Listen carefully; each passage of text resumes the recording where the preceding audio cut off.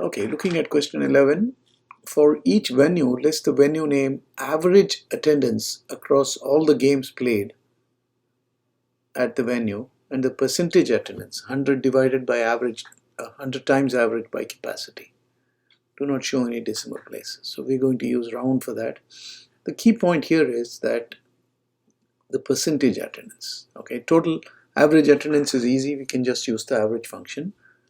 Right, the percentage attendance is 100 times average divided by capacity. So this average that you calculated, 100 times that divided by capacity.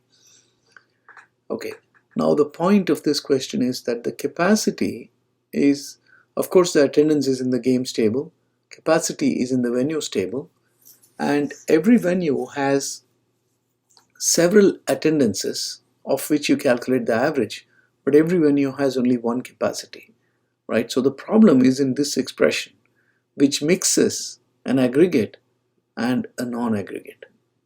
Okay, so in order to get this to work properly, you have to do a kludge here, and the kludge is to add average capacity in the denominator, right? Which is sort of meaningless because every venue has only one capacity. So how many ever times you repeat the venue's capacity, it's a total, I mean, each value is still the same. Nevertheless, because of the fact that this expression has both aggregate and a non-aggregate, it can't work unless we make both of them into aggregates. Okay, so that's the main point of this particular question. Everything else is fairly straightforward. And of course, I've just added an order by the rounded value. Okay, so here we are saying list each venue name and the total number of points scored at the venue. Nothing difficult because the only thing is going to be to find out the table. So points are in the games table, right? So points are in the games table, per points of the first team and the second team. So what you're going to do is to add up those 2 points, and for every venue, the venue is there in the games table. So the games table and the venues table can do the job for us. Select venue name and then sum of the first team points plus second team points. Okay, I brought this example in only to show you the fact that sum or average or any of these aggregates need not be on just one column. In this case, it's computed based on 2 columns.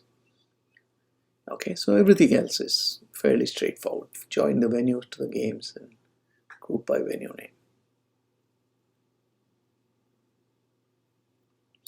What is the total attendance across all the games?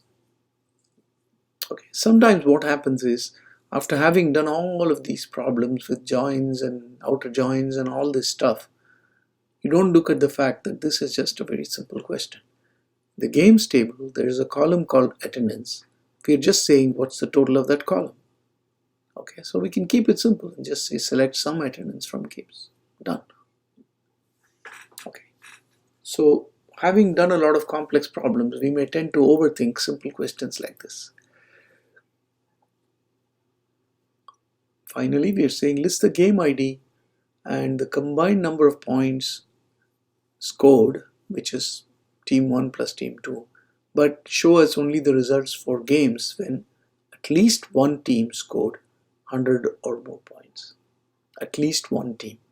Remember, in the games table, there are 2 columns called first team points, second team points. Okay, so we want to list the combined number of points, which is first team points plus second team points, but we want to take the cases only when one of the teams scored 100 or more points. Okay, so select game ID first team points plus second team points from games where first team points greater than equal to 100 or second team points greater than equal to 100. Straightforward. Okay, so that's about all in terms of questions for assignment 3.